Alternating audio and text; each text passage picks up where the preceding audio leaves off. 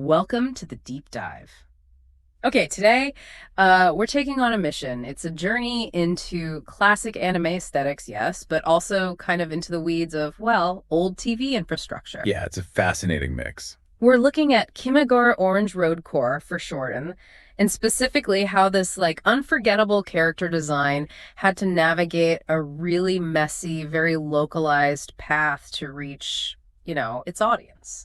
That's spot on. Our sources give us this really unique perspective on KOR. It's not just looking back at the show itself, is it? No, not at all. It's more digging into that point where genuine artistic impact meets the very specific local hurdles of distribution, especially how it left its mark in Hong Kong. It's a story about how quality content and, frankly, someone's taste abroad shaped a generation. Exactly. We're drawing on material that links the show's staying power, its art, its whole vibe, to the actual physical, local ways media got distributed in Asia, decades ago. The hook here isn't just, oh, remember this? It's about understanding the mechanics of how culture actually travels. And what's really interesting is that the true weight of an anime, its real success, sometimes isn't clearest from its Japanese sales figures. It's often in the small, sometimes difficult decisions made by, foreign TV buyers. Right. So we're trying to answer two connected questions, really. First, how does an animated character just become this instant, timeless icon that basically defines a whole look? Okay. And second, how can one single local TV station's choices pretty much dictate what an entire generation watches, even when that station itself eventually, disappears? Okay, let's definitely unpack this. And I think we need to start with the source of that magnetic pull. The main character, Madoka Ayukawa. You really can't talk KOR without talking about her. No, she's central. And our sources are super clear. Her art style became instantly, undeniably iconic. But what does that actually mean, iconic, in this context? Well, it means she was a kind of turning point in design. You have to think about late 80s, early 90s anime.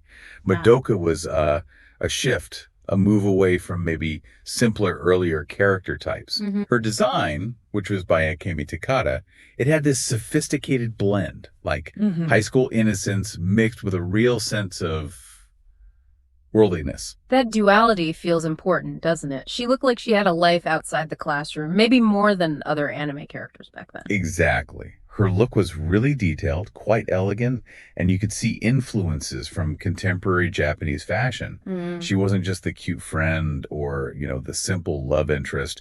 There was depth in her visuals, that dramatic dark hair, her cool, sort of self-possessed attitude. She represented this archetype of a beautiful young woman who was also complex, strong. And that look just captivated teenagers across Asia. It felt mature, something to aspire to, and maybe artistically a cut above. And you can see the ripples, right? If you look at the shonen and shoujo romances that came after in the next decade or so. Definitely. Madoka's design basically set a new standard. Yeah. The sources really hammer this home. Her character design was a high point in portraying attractive, sophisticated female characters in Japanese animation. It wasn't just popular, it was kind of a blueprint. It was a masterclass in just using visuals to tell a story. Designers managed to convey so much about her inner life just through how she stood, her colors, her clothes. For you listening, if you're trying to get a handle on media aesthetics or how visual influence works, understanding Madoka's impact is, it's essential. It's a key moment in anime aesthetics that you can still feel today. So this influence is lasting, but the journey she took to get to audiences outside Japan was anything but straightforward. Right. Now we have to kind of switch gears completely, move from the art world to the, let's say, grittier reality of broadcast infrastructure. We need to focus on KR's specific path outside Japan, this niche history involving ATV and the Hong Kong broadcast scene. Yeah, this is where the cultural impact gets really localized. KR landed on ATV, Asia Television, in Hong Kong. And this wasn't some minor channel, it was one of the main local broadcasters. Right. Their decision to buy KOR gave the series an immediate, large audience outside Japan.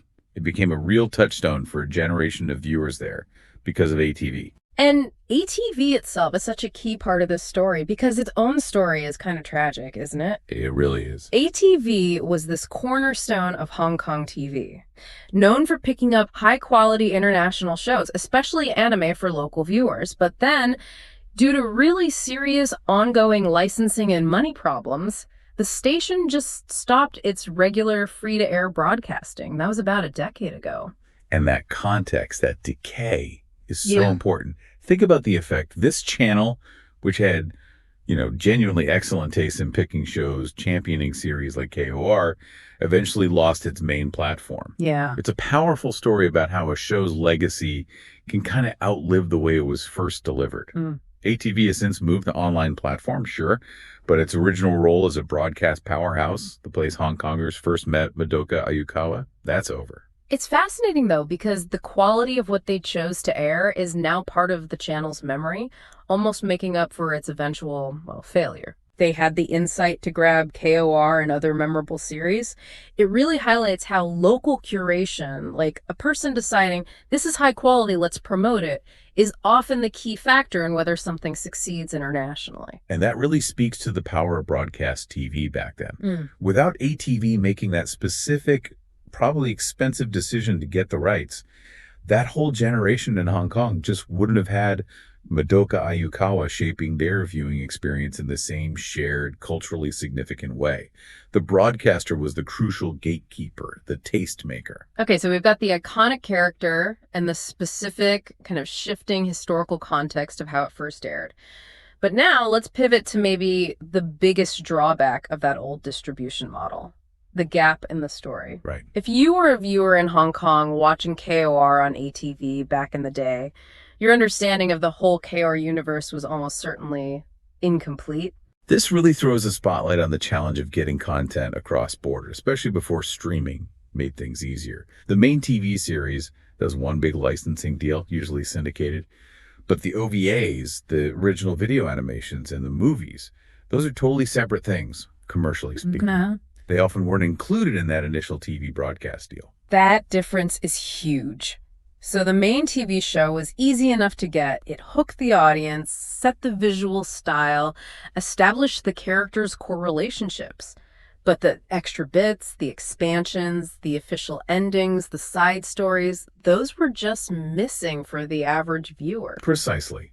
For lots of Hong Kongers who faithfully watched the TV series on ATV, there were very limited resources or distribution or even just reliable information about the OVA or film versions. These were niche formats even in Japan, released straight to video VHS or Laserdisc back then. That made licensing them internationally way more complicated and costly. So what does that complexity actually mean for people watching? It means even a committed distributor like ATV might look at the cost or the hassle of licensing, say, just few direct-to-video episodes and decide. It's just not worth it, especially if broadcast TV is their main business. And that creates this big historical knowledge gap for the audience. Their first experience, while totally memorable, was cut short. Right. They got this iconic beginning, but an unfinished story. And this wasn't just KOR. It was the reality for pretty much every hit anime trying to make it internationally in the 90s and early 2000s. Which brings us right up to now. What we're seeing today, decades later, is the internet finally letting people satisfy that pent-up demand. Yeah. We know from our sources that these dedicated fans are now eager to revisit these lesser-known installments. They're actively hunting down the OVAs and films they just couldn't get their hands on when they were teenagers watching ATV. It really validates the quality of the original series, doesn't it? The fact that historical limits on broadcasting, the difficulty of moving niche media across borders, created this scarcity and this deep ongoing desire for the full story. It shows real audience loyalty when years later, they're actively seeking out the rest of it now that digital tools make it possible. So if we zoom out, what does this whole journey mean for you, the listener, looking for the key takeaways from this deep dive? Well, if you connect it to the broader picture of media history, AOR is almost a perfect little three-part case study. First, it shows that amazing art and character design, like Madoka Ayukawa's, can set a visual standard that lasts for decades, no matter how it's distributed. Okay, point one. Second, its specific broadcast history through ATV really demonstrates how important local curators are, the channels, the distributors who act as cultural gatekeepers. They pick and champion high-quality international stuff, even if those channels themselves don't last forever. Right, the human element in selection. And third, that historical lack of access to the OVAs and films, which happened because licensing and distributing niche media was just complex and expensive back then, represents a really common problem in media accessibility. Even beloved, high-quality stuff struggles to get its full story out globally. The limited broadcasts actually created a demand that took the internet age to really fulfill. That seems to be the lingering impact, yeah. The initial spark of genius, Madoka's design, pulled people in. The local curator, ATV, gave it a platform. But the limitations of the time, technology, and licensing basically guaranteed the audience was left waiting for the complete picture until new digital ways emerged. It's a powerful lesson in preservation and distribution, really. We managed to track the icon Madoka through the very specific, pretty fascinating journey she took to find her dedicated audience in Hong Kong. And in doing so, we revealed the kind of infrastructure behind that aesthetic revolution. And this leaves us with one final, maybe provocative thought for you to consider. If a high-quality, memorable series like Kimagure Orange Road had such a hard time getting its full story, including OVAs and films distributed widely and completely, even decades ago, what does that suggest about the long-term preservation and accessibility of today's super niche international media? The stuff that might only exist on some fleeting region-locked streaming service for a little while. Yeah, the accessibility gap might look different now. It might be digital, but that underlying challenge, the cost and complexity of distributing the whole canon, everything, it's still there. Definitely something to think about next time you're scrolling through a streaming platform. Okay, that's all the time we have for this deep dive.